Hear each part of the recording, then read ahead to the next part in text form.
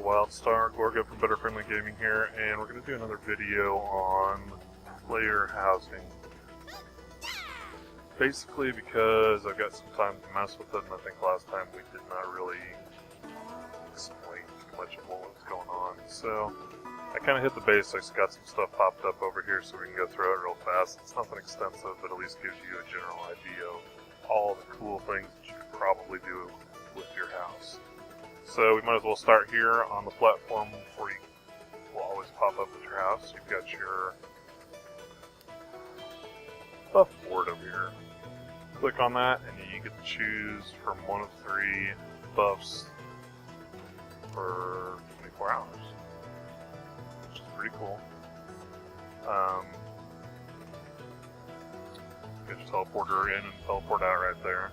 One thing that they did change, it seems, just this weekend, on the beta weekend that we're on, the stuff is no longer in your Datacron. They have added these little icons down here on their separate little menu, and also have hotkeys to them. So the tooltips don't really work at the moment, so they must be bugged out on it, but I'll try to explain them as best as I can. First one is the escape button, which obviously, no matter where you're at in your housing area, it'll pop you back over here to the teleport in pad. The next one is the settings, which is either on or off. I'll explain that one in a second. The one after that is a list of all of your stuff that is placed. So you can select on something, put it back into your crate, or you can delete it completely, or if you want to start completely over, put everything back into your crate, which we're not going to do right now. Button after that, the money bags button, pretty self-explanatory. It's the vendor. So you can go through and find all the different kinds of, I don't know, bookcases, shelves, whatever. Pick the category. You can find it here. You can see how much it costs. And this other column is called buffs, because if you look on this one, it will provide you a small decor bonus XP to your rested XP, which is pretty cool. So if you see right now, I've got 3 of them going. So I've got one for comfort medium, one for ambiance small, and a pride small. And if you come down here to your XP bar, you can kind of see what's going on with the rested XP. It gives you a percent and blah blah blah, an estimation of where it's going to end at. So that's kind of cool. That's a nice little feature, and it kind of makes you want to do some stuff in your player housing, which is kind of neat. Your button after that is your crate. So it does show you all the stuff that you currently have in your crate. So as of right now, I still have a couple things that will give some more buffs, but we'll look at those in a minute. Button after that is your upgrade button, which you can rename your house or your housing area. Right now mine scores Crap Shack. It fit. But you can select your certain areas and you can upgrade them and spend more and more money on them, which today I probably spent about 20 gold getting all the excuse me, all the stuff that I did get today. And the last button you got here is your landscape management section. So you've got all these different plots of land, and your middle plot of land is obviously going to be for your house. So different houses will unlock sometimes different factions, or here's the one you'll get if you pre-ordered, or they're unlocked at different levels. So I've just got the Cozy Exile one at the moment. But then you've got all these other slots on your land which are really, really kind of neat. So like right now, whenever you're fighting throughout the world, you'll find these little fab kits that you can use to build certain sections of your land. So right now I've got a festival tier 1 sitting on one of the plots over there, which we'll show you in a second. That's kind of neat. Right here, if you're a scavenger kind of person or a crafting kind of person, you may want to go ahead and plop yourself up a resource node on your land. So right now I've got a relics resource node, tier 1, sitting on the plot. So that's pretty cool, in my opinion. And if I'm reading this correctly, a lot of this stuff only lasts for a certain amount of time, which is understandable. You don't want to have somebody just mining the same thing until the end of time. So, but it doesn't really make any sense for me that the crafting kiosk is under a time restraint either. But I guess that's what I'm saying. The last 2 slots up here are for your different biomes. Biomes are bigger things, sometimes, from what I can tell, have chances to have challenges on them. Which, I've got one up there, the Moonshiner's Cabin, and I don't know if the challenges are repeatable, but we will try it again. Maybe we'll see. But right now, let's go ahead and take a look at what we got on the outside. Don't pay too much attention to these bars. This is from the heads-up display mod. I'm just testing it out, and I thought it might work a little bit better for me. So that's not major. Got the crafting kiosk over here. Pretty self-explanatory. Click on it and use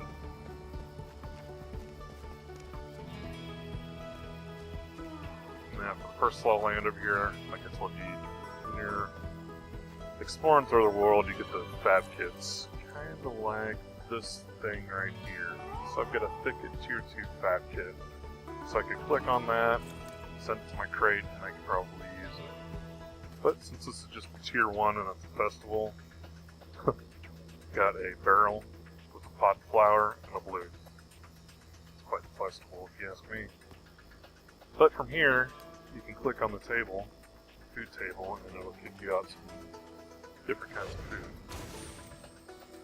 Now, obviously, since this is only a tier 1, it's going to be lower level food. So it's like level 8, level 10 food.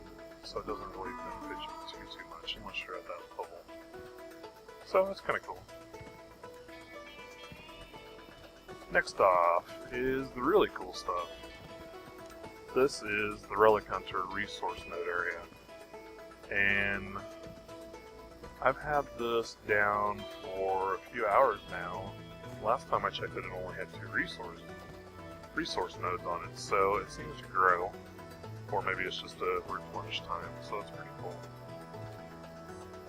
But I'm definitely looking forward to this once the game goes live and I pick a gathering skill that I actually can use in my housing. I'm not a relic hunter right now. Alright, biomes. Here is the Moonshiner's Cabin, or Shack, or whatever it's called. Now, I wish I would have recorded this earlier because... Challenge begins! The challenge works again. Let's see if we can do this without it bugging out, because it was bugging out on me earlier.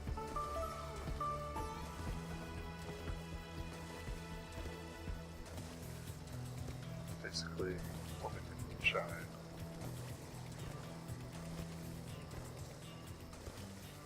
Oh, it didn't bug out. Fantastic. Still got a short time window. Let's see if we can do this. Challenge begins! Let's see, it starts bugging out and saying it's you're out of the area. Challenge begins! Challenge begins! Ah, you suck. Suck down. Challenge begins!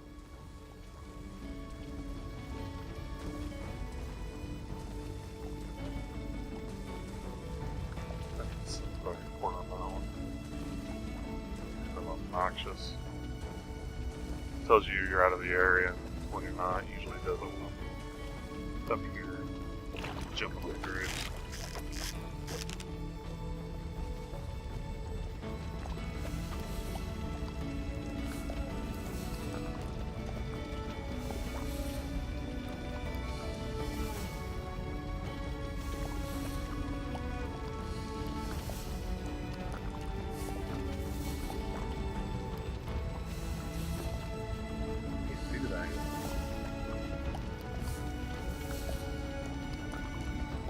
Bronze level awarded.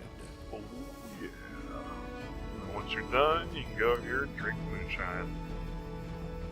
Get all disoriented. Your buttons don't go the right way, so you're kind of drunk. But for having this on your land with the challenge, you have the option to possibly win I would assume, an epic level bed, neon beer signs, which I've got a couple of those, some renown, which is kind of nice, and a die set collection piece, whatever. So let's see if we can get the. Probably get the beer sign.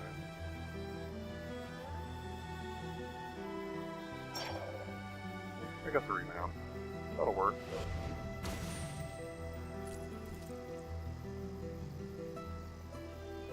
Cool. So that's the biome. So that's pretty nice. I mean, it's something simple. Adds character to your land and a chance to win some prizes. Before I jump inside, I want to show you guys that it is possible to place stuff on your land just as much as it is to place stuff on the outside. So let's go ahead and open up. We have a tree here. So, it says right click to preview. Well, I'm right clicking. Nothing's happening. It was driving me crazy earlier. So you have to click on the settings button and have that highlighted, and then you can pop it down. I'm not sure what the reason is for that, but it works. So, trees hit my house. I don't like that. So you can either rotate it, or you can pick it up and move it. And let's say that tree is a little too big for me. Click on the option button, and bam, right there you get a scale button. Pop down super small, make it super big.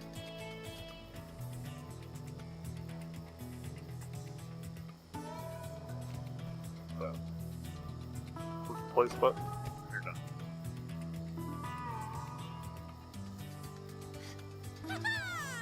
Alright, let's check out the inside.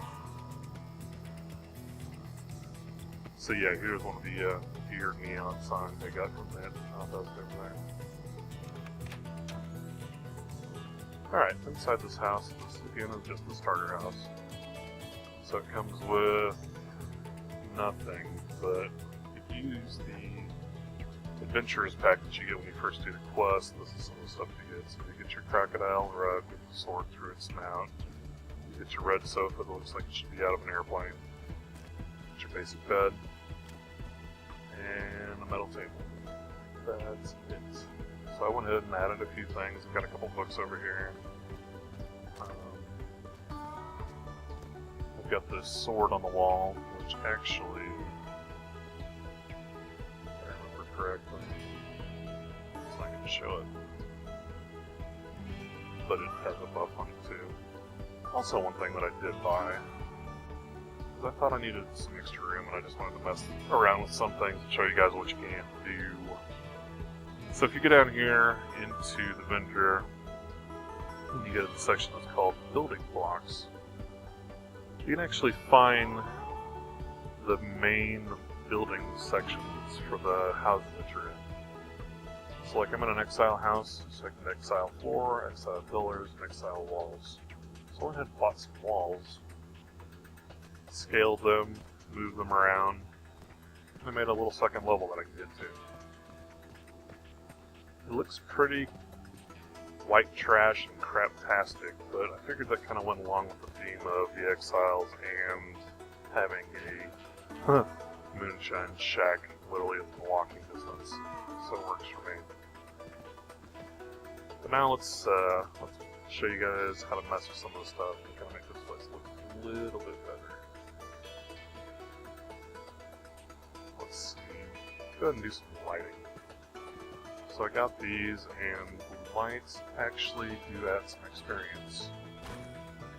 Pop one by the door. And if you want to open up the advanced tab, you can actually do a whole lot more with it.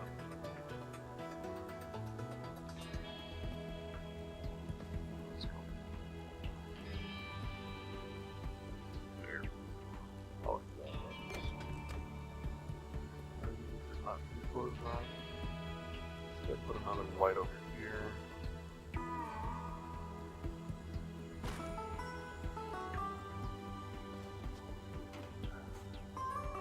Let's light up our second level. And now let's light up the way up. Except that I didn't place this one. Bam! Place is lit. I like it. So what else do we got here?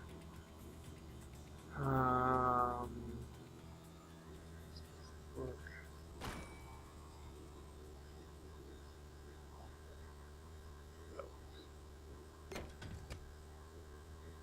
Oh, this display fades down right here.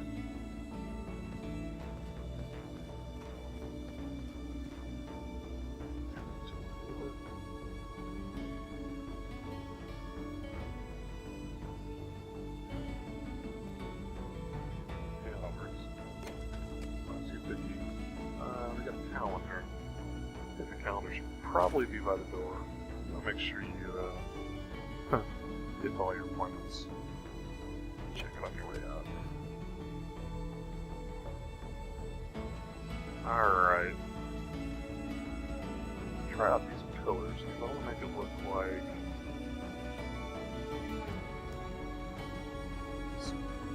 scaffolding's held up.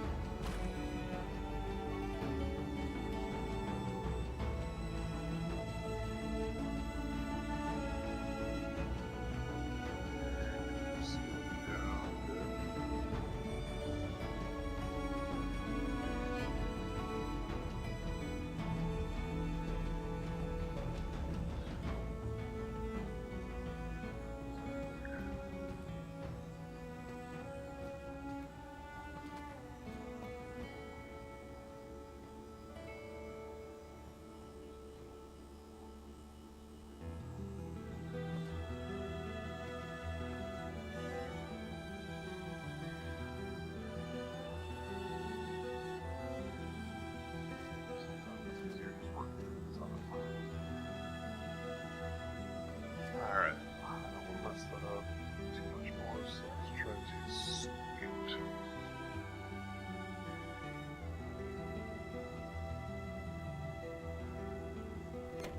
Bam.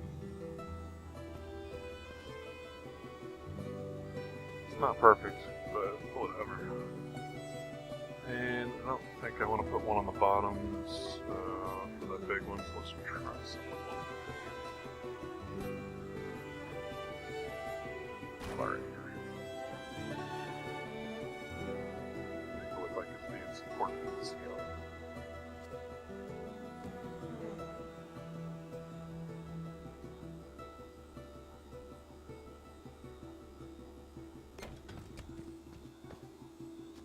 Bam!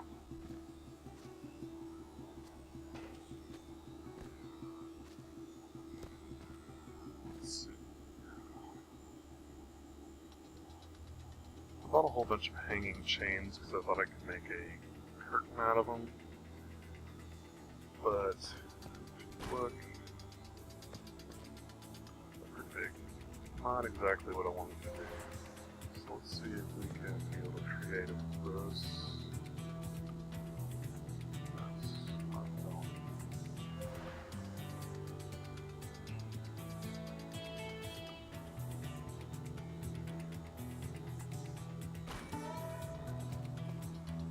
Oh, yeah.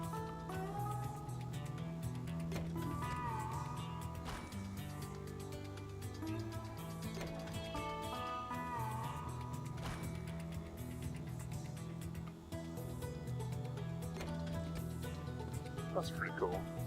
I dig it. Let's see if we can get some. Not long enough, so what are we gonna do?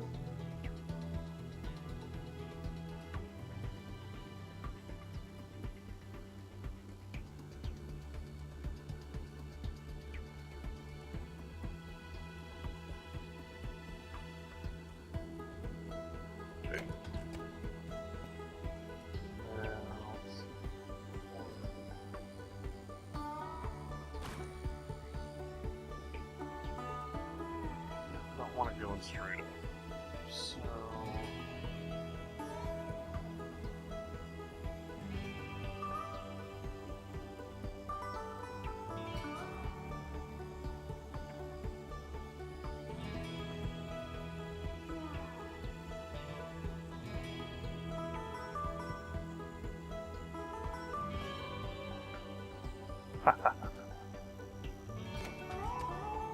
I like it.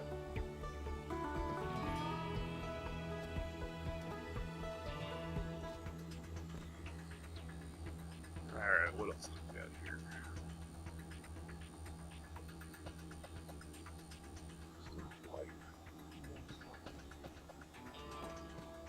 Apparently because I didn't work.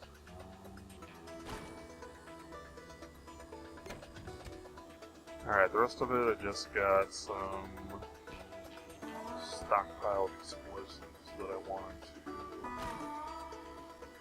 It's gonna have an explosive area, okay. Keep all my extra explosives.